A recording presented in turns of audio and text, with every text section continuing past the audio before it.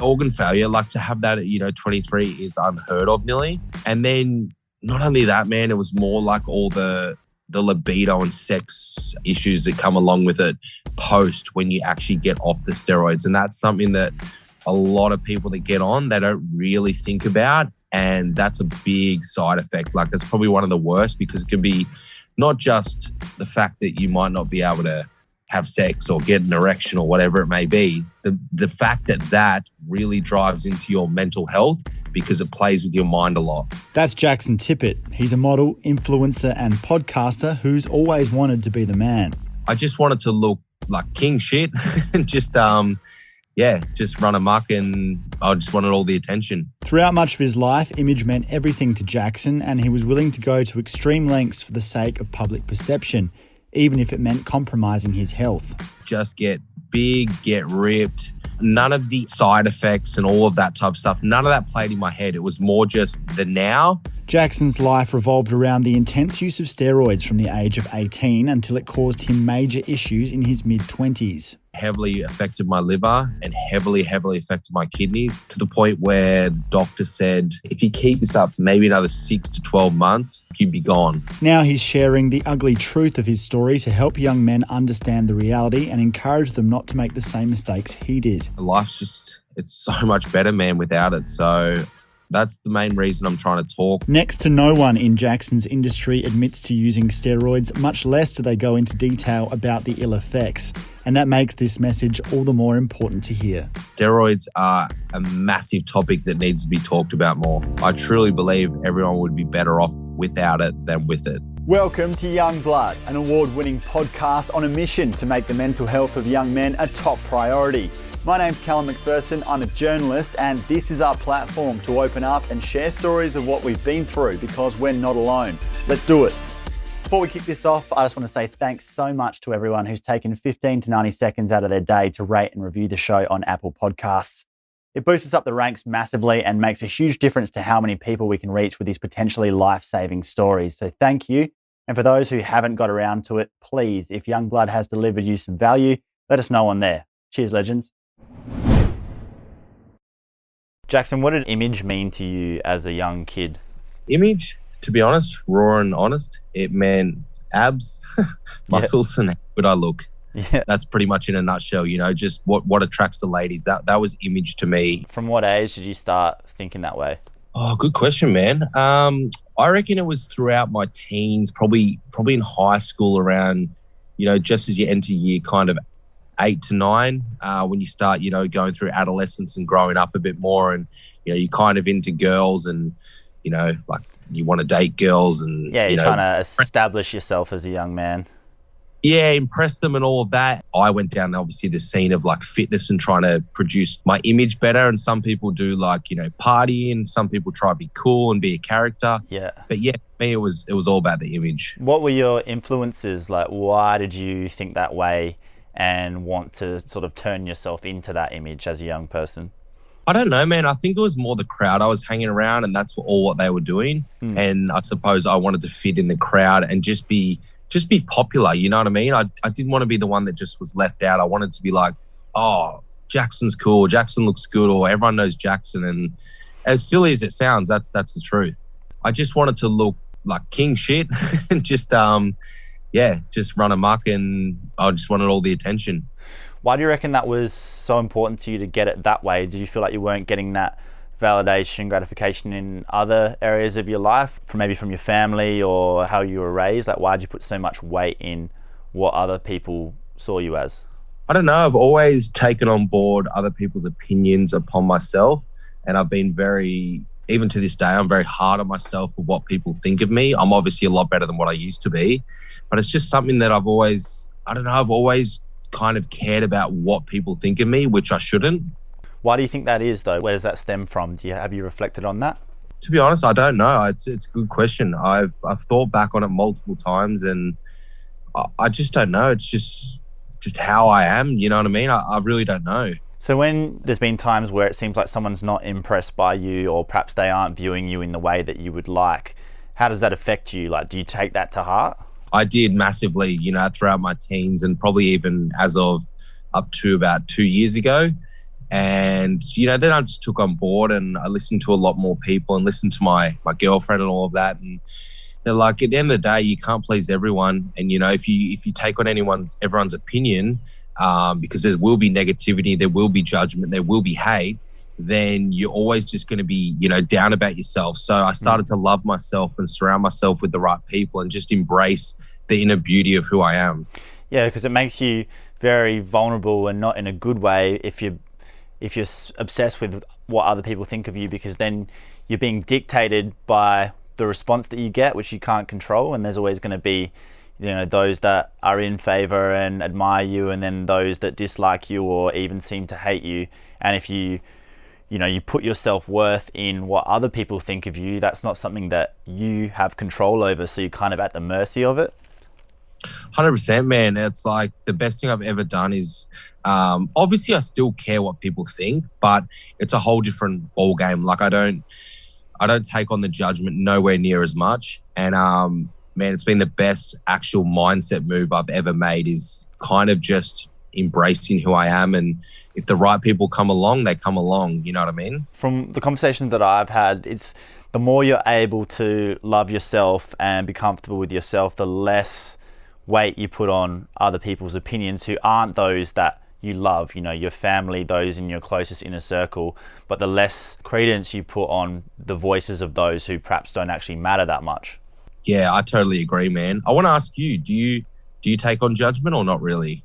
I think like as much as the next person does, but I don't think I really make decisions based off how I'm going to be viewed. I definitely take on board the opinions of my closest friends and my family, and if they were to tell me to pull my head in or to change my perspective and think about something in another way, I'm always open to having my mind changed and trying to put myself in someone else's shoes and look at different viewpoints. But if I want to do something and I believe it's right and it's going down the path I want to go down and it's in alignment with my values, I'll do it. I don't care how it might be viewed by a wider audience, and possibly even to my detriment. That's something that I've had to sort of learn to perhaps be a bit more sophisticated, a bit more professional in some ways, separating this stuff, the podcast and my professional life from like my private life, because the fact is,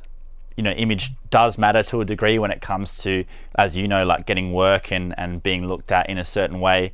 As much as we want to bring 100% of ourselves to everything we do, certain parts of yourself are only really suited to certain contexts. So it doesn't mean that you're being a pretender or that you're lying or withholding who you are, but the way that you're perceived in a professional context needs to be different to a social context some of the time. And that doesn't mean that you're not being yourself, but it's just not appropriate to show certain elements of yourself sometimes in certain contexts, I guess, depending on what you do for work or whatever, little things like that, man. But yeah, generally, if I really believe that I'm taking actions that are the right thing for me to do and it feels right to me and I trust my gut, I just go for it and I'll live with the consequences. What I can't live with is feeling like I'm not doing what I know in my heart I should be doing. Yeah, I agree.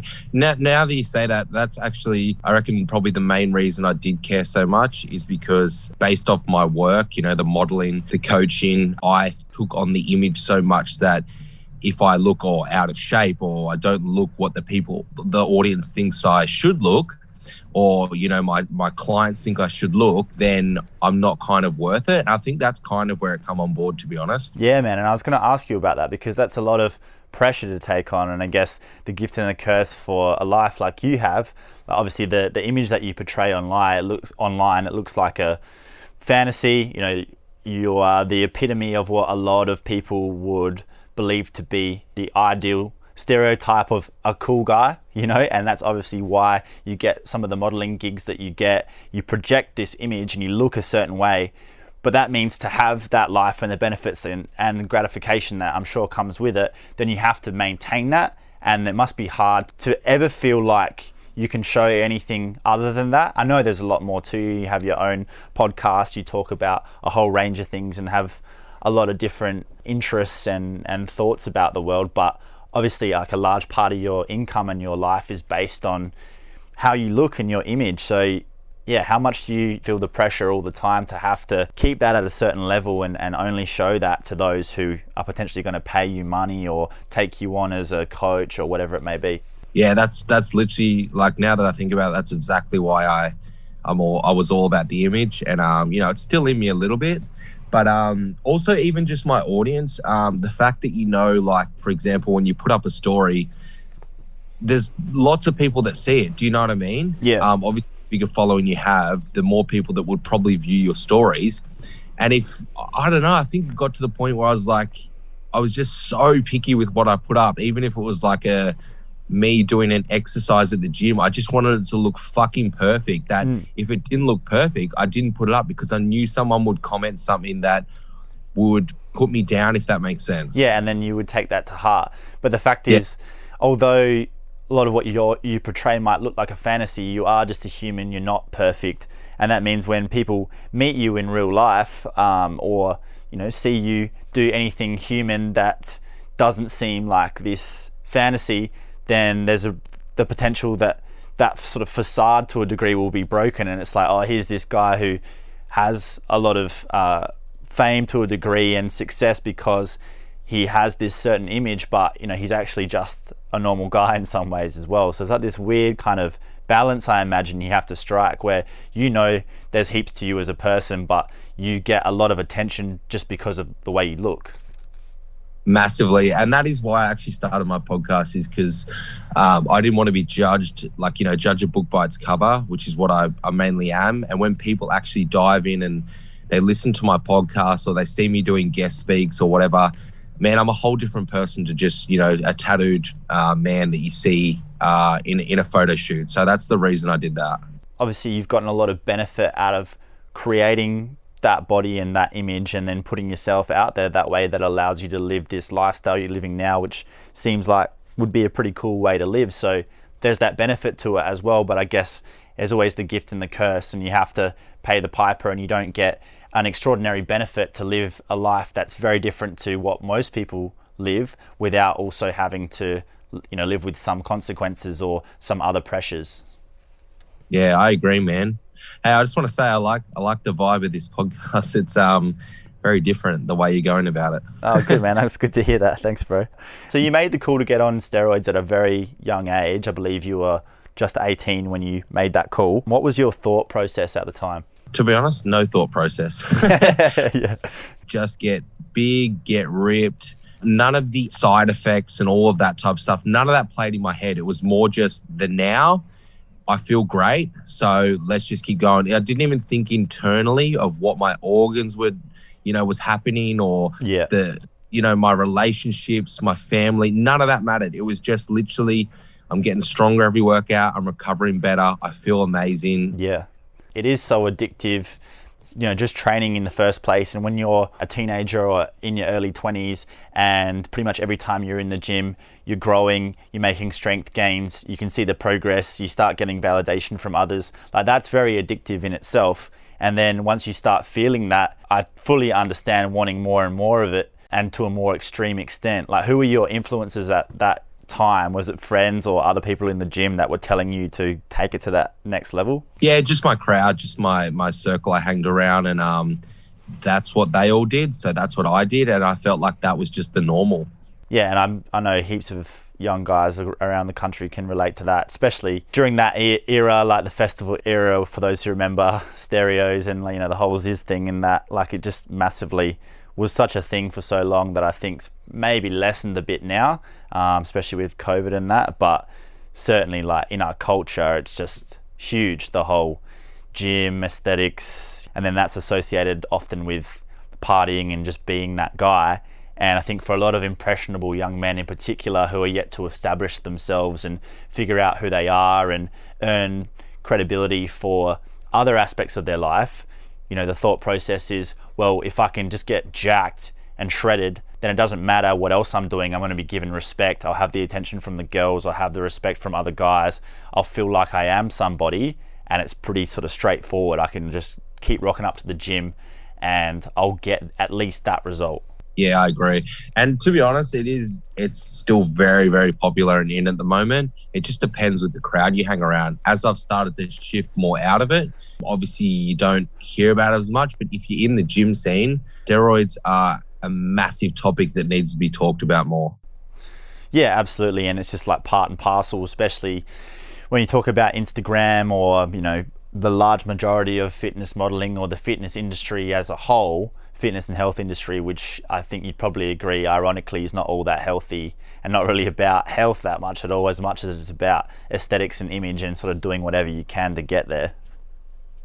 I agree, man. And that's why it's so fucked is because steroids are in the health and fitness industry, people think they're healthy when they take steroids, but the realistic and the reality is it's no different to doing ice, MDMA, cigarettes, alcohol. It still has the side effects that come along with it. And then if you're doing it not because you're competing, but because you want a certain image, you want to build a body for a certain image, maybe to be that party boy or to be that person who's viewed in that light, then it probably brings those other drugs with it. It's pretty synonymous to have someone who's on steroids also doing MDMA and cocaine and whatever else it is, because it's about the scene. Like, it's not about, for a lot of people, not for all. I mean, some just want to train and go home and be introverted. There's a lot of that as well, but there's definitely a culture of, it's about being that guy in the party, and that brings all those other substances into it as well. And that's when it can get really dangerous, because you're already wreaking havoc on your organs and your heart especially, and then combining those things. And that's when sometimes we see young men who think they're invincible, especially when they've got the testosterone of 10 men, but in some unfortunate circumstances, we do see people die, not necessarily just because of the steroids, but because of a combination of all those things. And we do, man, when we're young, especially if you're feeling that good and you're feeling strong and you're getting the validation and you're looking at yourself in the mirror, you think like nothing can touch me. And that's when some people can just like take it really far. Yeah, I agree. And there's so many of those people actually out there that they do the steroids. They do eat healthy. They do go train every day and exercise. But then Saturday and Sunday comes around and they're on the party drugs, and it's just a double whammy on the organs. Like, it's not good. Yeah, that's right. And then still people will market themselves as like a health expert or a health coach, and they're like living that way. Not to say that what they have to say about building a body or nutrition, it wouldn't be on point. But yeah, I guess it's back to our point that the health and fitness industry is pretty much a facade and not really about that. It's about how you look. And then that's only really a problem, I think, for young boys especially, and young girls, where you see someone who's ripped out of their minds and looks the way everyone would want to look, and they're trying to market to you some like creatine and protein stack, and it's just like, I think it's going to take a little bit more than that, bro. Bro, but that's a great topic, because that's half of IG right now. You know what I mean?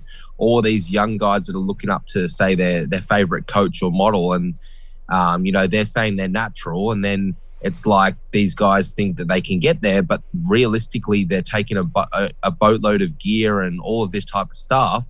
So it's putting the wrong perception on these young teenagers that want to chase that image, but they never will get there naturally. Exactly. And then they believe, oh yeah, he's natural, I can do it too, I've just got to buy this product. And then when it's not happening, they look at themselves and think like, oh, it must be something I'm doing wrong, or I have bad genetics, or I'm not training hard enough, or I'm not worthy of it. When in reality, you're chasing an ideal which is just pretty much impossible to achieve, certainly in that time frame, without using drugs. Yeah, man, this is why, I did my guest speak. I've got another one lined up soon. I just think it's something that just needs to be talked about more, because, yeah, I don't know. I just feel like it's really untouched, to be honest. So what did it do to your organs over time, and your blood? Because it sounds like it started off, you didn't feel like it was much of a problem. I think you might have done 3 cycles in fairly quick succession, and then you started having some problems. Yeah, so obviously, like, I'm fine now. Like, everything is fine. But in terms of what it was doing when I was using it, and even post, like, it's not until I got my bloods done, I think probably 3 years into it or something, heavily affected my liver and heavily affected my kidneys. I think those were the 2 main organs.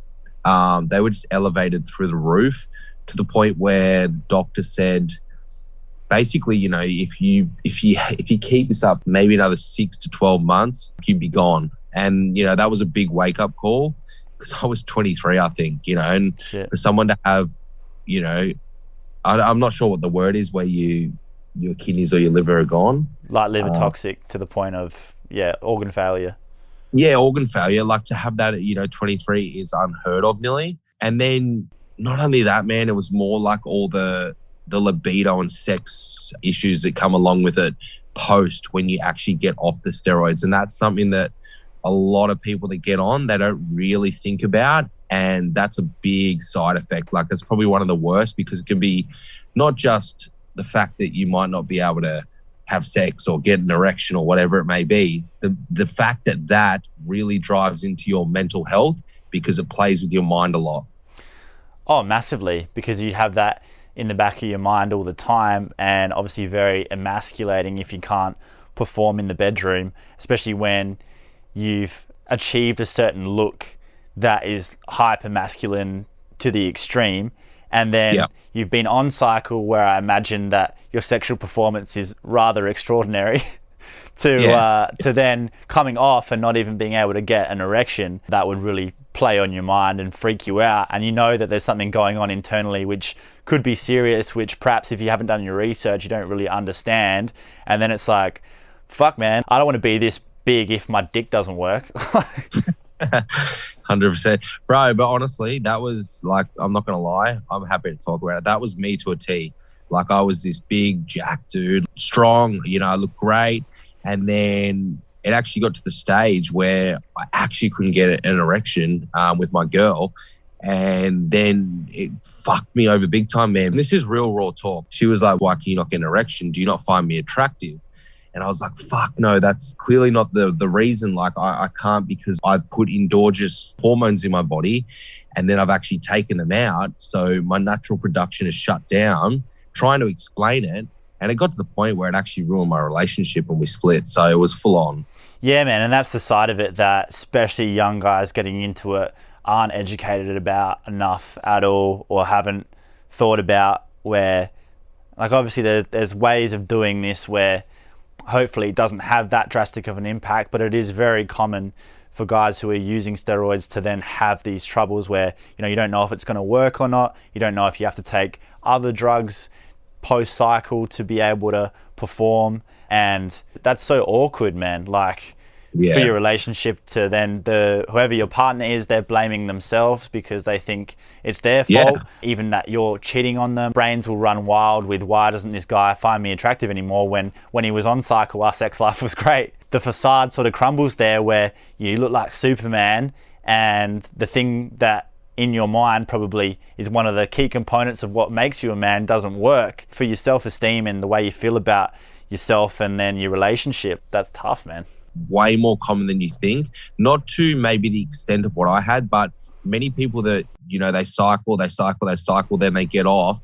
Most of them have to use like like Cialis and Cialis, Viagra, just to go have a root on the weekend. It's very common, I'm not going to lie. Yeah, that's just something that you wouldn't think about when you first get started, and it's just all benefits.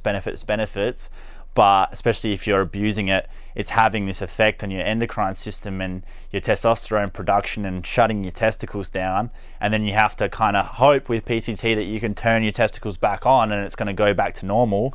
But I'm sure you've had your own experience with how that goes. And yeah, you must have had times when it wasn't working and your relationship's falling apart and you were thinking like, fuck, that wasn't worth it. Yeah, 100%, man.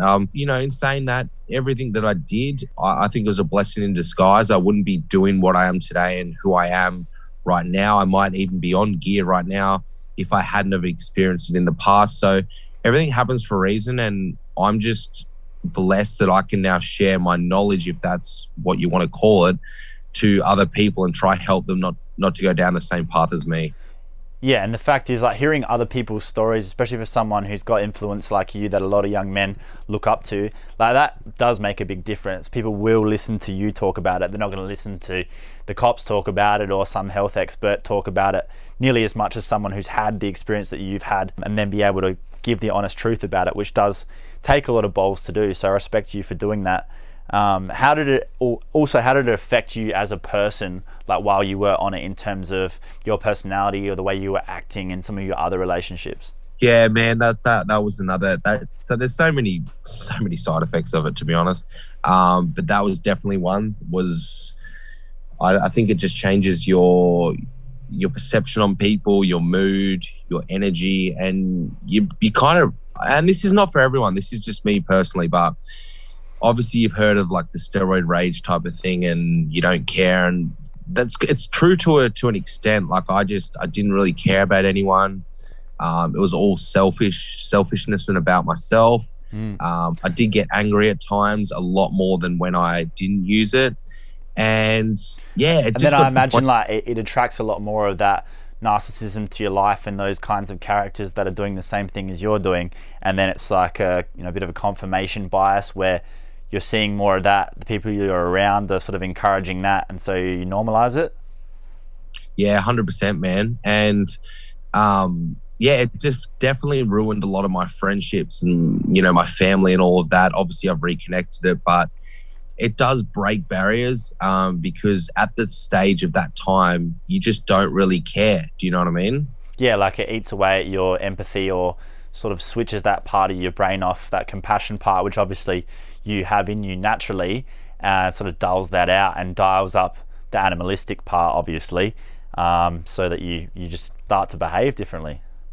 Yeah. So, yeah, that's why I want to talk about it so much, man, because if I can just save one life, I'm not going down the path that I did, just based off image, I think it's something that is very important. Oh, absolutely. And you're right, it's not something that's talked about enough. But so at the point where you decided that perhaps you wanted to give it up, you're not only addicted to the drug itself, which I haven't experienced, but I can see how it would be so addictive, especially when you've experienced being on for a long period, and then how bad it is when you come off.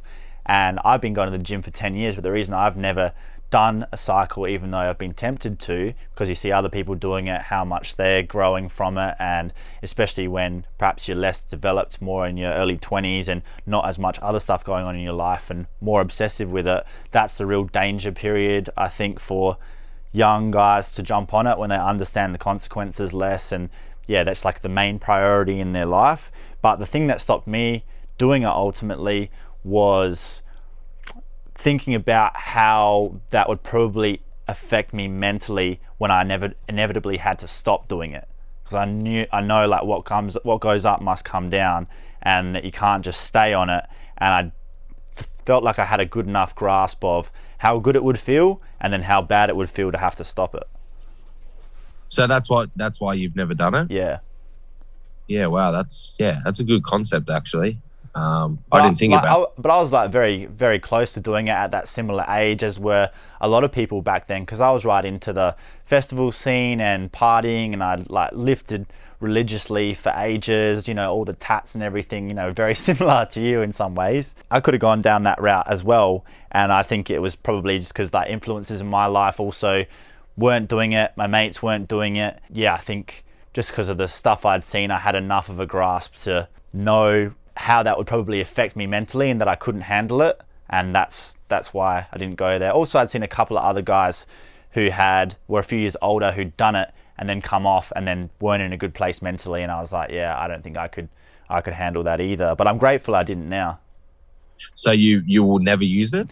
Nah, I won't now. And also the other fact that once you do that and then you come off, a lot of people are going to lose a lot of what they built. That doesn't mean you lose your whole physique, but in terms of looking like the biggest you've ever looked or the strongest you've ever been, once you stop taking the drugs, that's a lot harder to get back to, or a lot of that size drops away straight away. And then I imagine that affects you a lot too. It must have been difficult for you once you made the call to stop doing steroids to then get used to training naturally when your levels were actually lower than natural levels.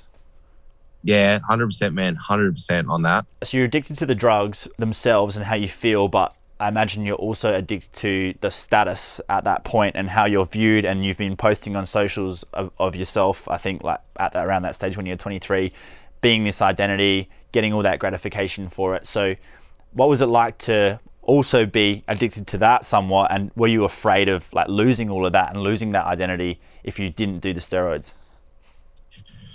Um, so what do you mean like that by that? Like, So, because you had the addiction to the actual compound itself, but then also you'd become this guy, you'd become, the image that you are now. And did you think that if I don't do the drugs, I'll lose the body, I won't be able to maintain everything that I've built, and then I'll essentially lose my identity? 100%. And that's why I kept it up for so long. And I did get off many times. And the times I did get off, I felt crap. My libido was crap. I was weak in the gym, body dysmorphia. So that's what it's like. It's a drug. You just go back to it and it's just a yo-yo effect. So how are you able to come to terms with that ultimately and not let it affect you to the point where you just got back on? Because I think this is similar to other drugs that are addictive in that it's not even so much that you love being on it, it's just that it gets to the point where coming off it is too hard to handle, that you have to get back on it so you feel okay. Yeah, I just, it was more just shifting myself away from the crowd I was hanging with. When I did come off for a while, I did see how much better of a person I was becoming. I saw like my health increasing through blood work. Yeah, man. And it just like, it obviously took a long time and it was very hard. Like, I think the first 2 months is probably the hardest when you come off any drug.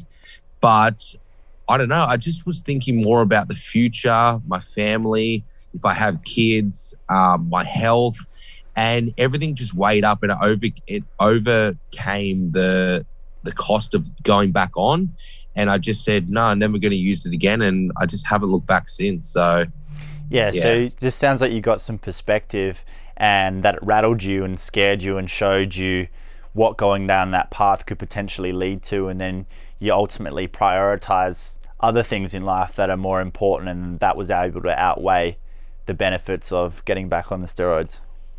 Yeah, I think it comes with maturity too. Like, I started to really think about it more, like probably the last year I was using it, and like more about my future, based off the people I was hanging around, rather than when I started and just about the now. I was more thinking about the future, and it's definitely not worth it.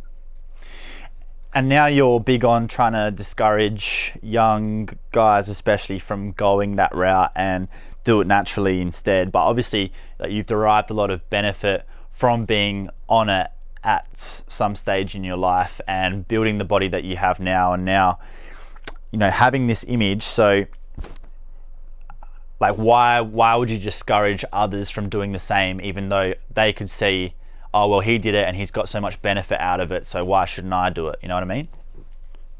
Yeah, because, to get the benefit out of it in terms of what I'm doing work-wise and all of that, 9 times out of 10, that wouldn't happen just if you get on steroids, in my opinion. I don't know. I just don't, it's more about the health and the longevity and all of that, and it's just not worth it. So I do see how some people could say that, but I don't think that would happen in most cases. So I would rather help people stay healthy, enjoy their life, not die. Yeah. And yeah, I think in a nutshell, health is number one reason why I wouldn't want people to use steroids. Yeah, actual health rather than fake health and image. Yeah, actual health. Like, at the end of the day, I could look like, superhero. I could have abs. I could look amazing, no body fat. But if I'm dead, tomorrow or in a year's time, what the fuck does that mean? I'd rather be here for the rest of my life than just a ticking time bomb. Yeah, very well put. But obviously, you still have the image that you have. You're still extremely built. You still have the pressure on you for the modeling and the lifestyle that you live based on your work. So how are you able to maintain that without the steroids? So obviously I'm still training every single day. I still eat very healthy. I think the main thing that comes without the steroids is, yeah, you're not going to be as big, but within saying that, my goal actually now is to be smaller. Like, I don't want to be big. I don't think it's the right attraction that I'm chasing right now. Like, I don't really care how big I am, if that makes sense. Yep.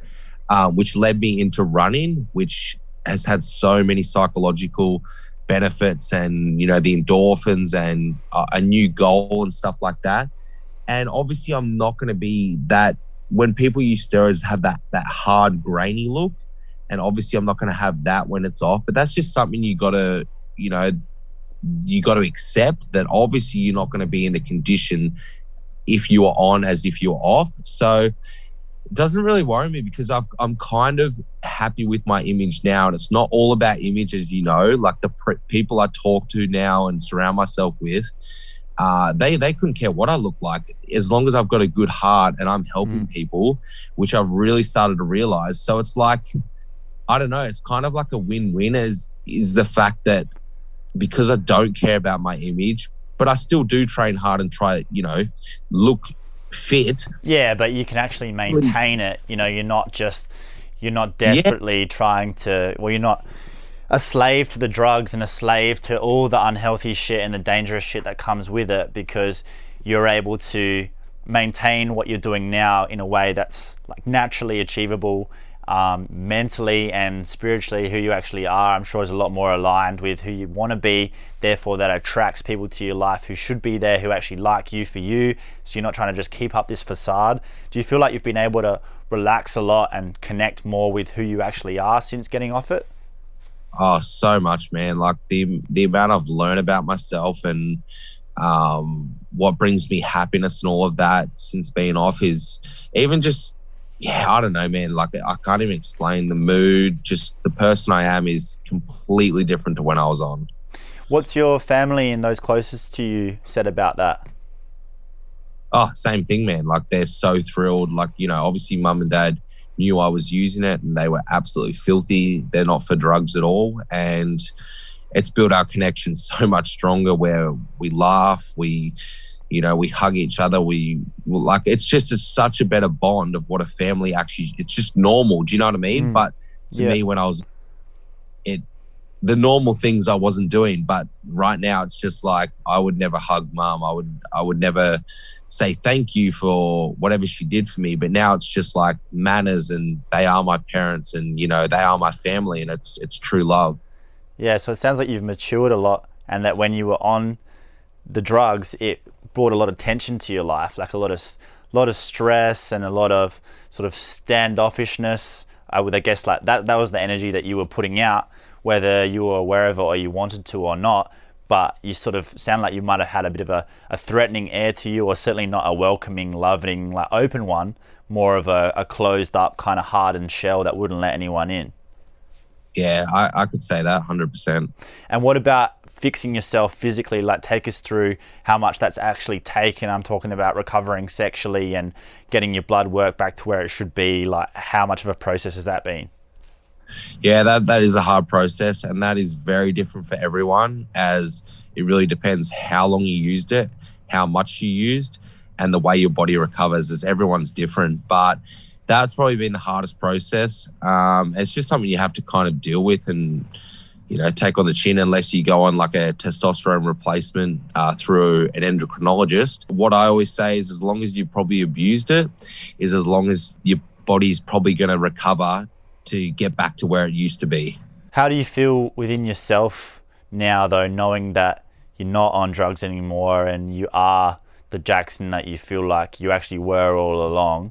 Like, how does that compare to having the benefits of steroids but waking up with that sort of anxiety of I have to keep this up? Man, so much better. It's, as you said, it's changed my image on what people actually think of me. I care a lot less. I'm a lot kinder. I'm a lot better person. And I don't know, life's just, it's so much better, man, without it. So that's the main reason I'm trying to talk and come on your podcast and talk about all this stuff, is because I truly believe everyone would be better off without it than with it. Yeah, and you're making such a strong case for it, man. And if I listened to this podcast and saw you and heard from you when I was at that real impressionable stage, like I reckon it would stop me doing it, or it would play a large role in that. And it's still quite hard to find stories from people who are speaking about it this openly and honestly in a largely negative light. And I know that you wouldn't fully condemn it, nor would I necessarily, for those who've decided that they want to make their entire life bodybuilding and they want to compete, and then in order to do that they need to do steroids. But I do think that if you haven't made that decision and it's not the number one priority in your life and you don't want it to become your entire life, and you're not ready to take it that seriously because you've decided that it's the be all and end all, then you shouldn't do it, because the implications are serious. Like, it's so hard to turn back and go back after you've made that call. Yeah, definitely, man. And it's definitely not talked about. To be honest, I actually don't really know anyone talking about it that has lived and breathed it and, telling their story about how they've been on it or whatever it is. I actually can't think of anyone really. Yeah, and why do you think that is? It's fucked. I don't know why, but they want to claim they're natural, so they just don't want to be known as the person that is on steroids. Do you know what I mean?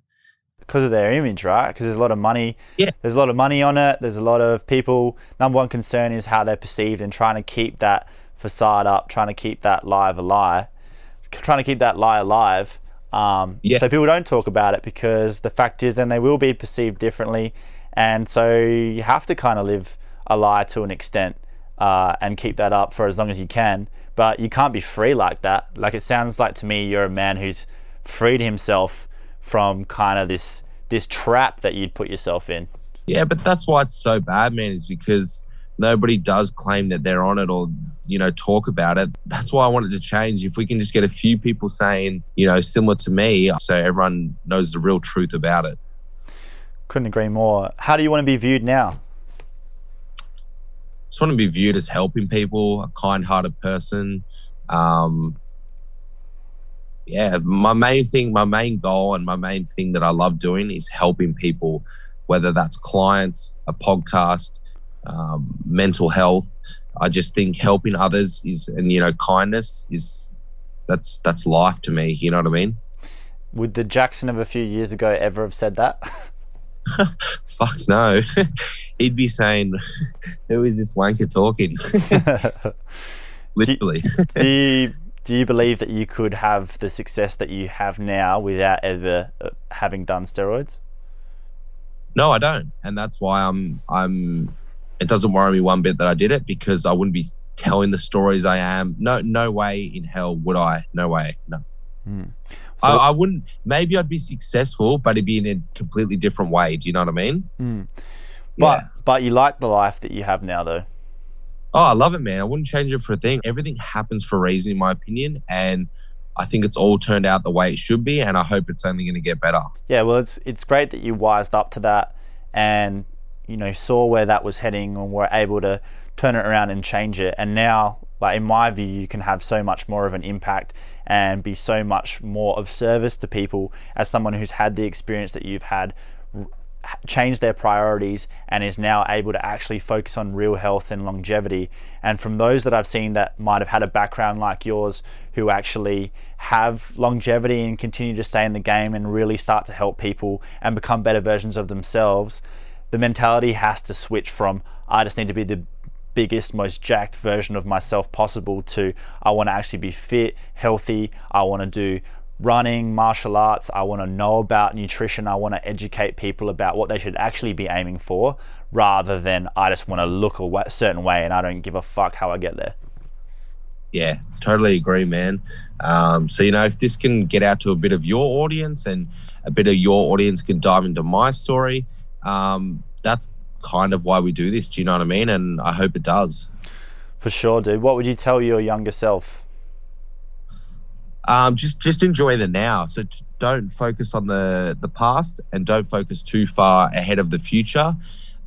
Just enjoy literally today. And I think that's too many people look back at the past, or they try correct what they could have done, or whatever it may be. Like, you know what I mean? Fix stuff. The past, you can't bring it back. And you focus too far ahead of the future, many things change. Like, I don't even, plan a week ahead, because so many things change in life that I think you just got to enjoy the now, focus on the now, and just be the best version you can. Great advice, man. And respect for telling your story like this with no holes barred and being straight up about it, because people, especially who have the profile that you have, having a certain image, just wouldn't have the bravery to come out and be so honest about something that we need to be honest about, that so many young men looking up to you need to hear and know about. And rather than just the surface level bullshit, actually what's underneath that and what needs to be considered. It's just absolutely crucial, I think, to young men's mental health that we have this discussion. So just want to acknowledge you for being brave enough to, first of all, change your life around, change your priorities, and then be true to what you actually believe, and then to actually speak about it publicly as well, bro. Thanks so much, man. And it's been an honor coming on, bro. I can't wait to, obviously get this out and listen. I can't wait to actually listen to more of yours because I love podcasts, and I'd love to dive in and listen to yours now that I know how you host them. I think you're a great host, and I'd love to get you on mine in return. For sure, brother. I really appreciate that, man. Thanks so much. And it's been great to talk to you. I really enjoyed the chat. Thanks so much, man. I appreciate it. That's it for this episode. If you're getting some value out of the show, please help us out with a quick rate and review on Apple Podcasts. Everything we do is recorded in video, so follow Youngblood Men's Mental Health on Instagram and Facebook, and Youngblood Mental Health on TikTok. Subscribe to our YouTube channel, Youngblood Media, and please leave us a comment or send us a message if these stories resonate. We'd love to hear from you. And most importantly, please share the podcast with anyone in your life who might need it. We're all about reaching as many people as we can. This is Youngblood. Thanks for being part of the mission. Catch you next time.